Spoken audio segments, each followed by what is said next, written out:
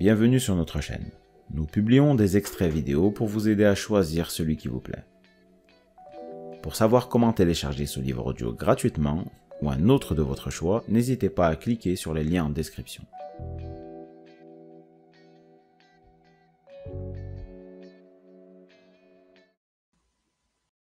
« 77-47.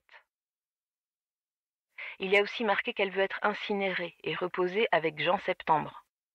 Jean? Oui. Vous le connaissez?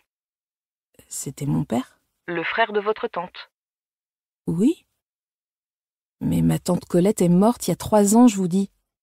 Où habitez-vous? À Paris? Votre tante a-t-elle d'autres parents proches? C'est moi, la dernière. Je suis la seule. Et ma fille, mais... Mes condoléances. Quand pensez-vous venir pour reconnaître le corps?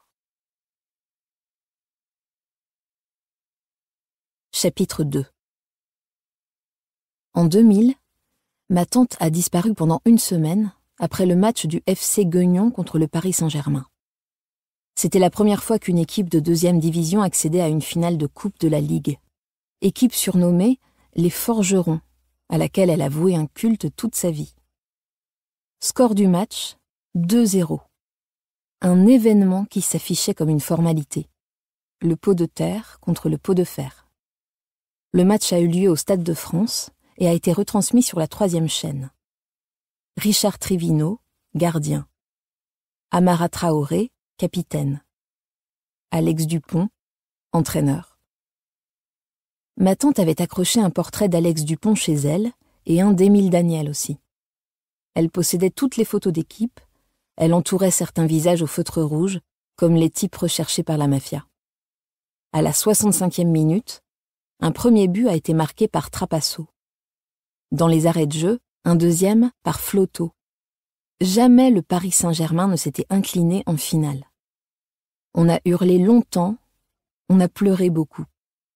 La victoire est passée de gobelet en gobelet. Des dizaines de quarts de supporters avaient été requis pour Paris. Ma tante s'était assise devant, toute seule, pour voir la route.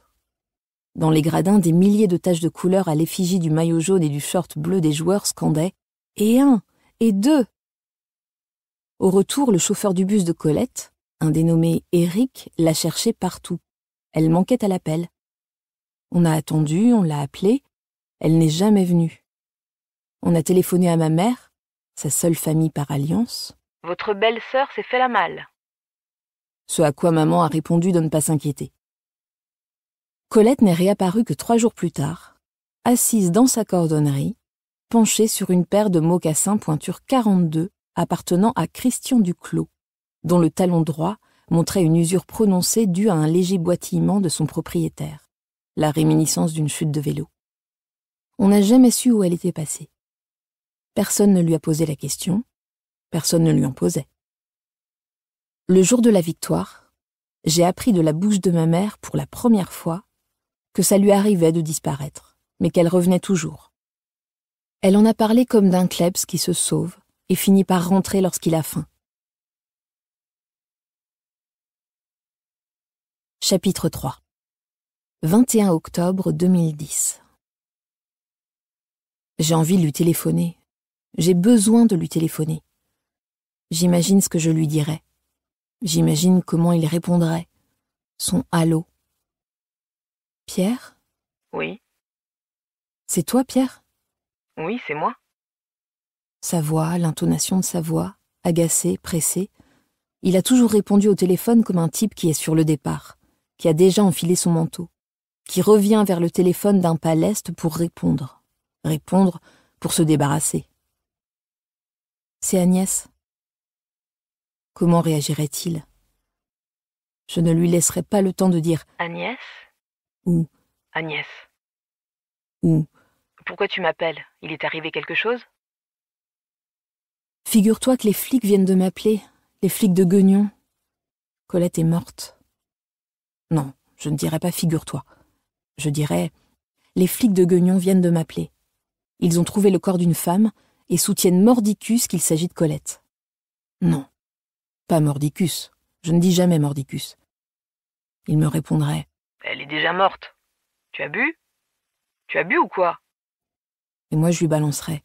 Ça t'arrangerait bien. Comme ça, toi et ta poufiasse, vous pourriez avoir la garde exclusive d'Anna. Et je raccrocherais. Je n'ai jamais prononcé le mot poufiasse. Quand je suis en colère, je crie salope ou connasse.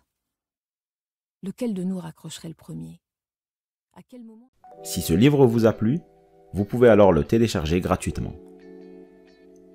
Pour savoir comment faire, cliquez sur le lien en description de la vidéo. N'hésitez pas à commenter pour nous informer des extraits de livres audio que vous aimeriez écouter. Pensez à liker et à vous abonner pour ne rater aucune vidéo.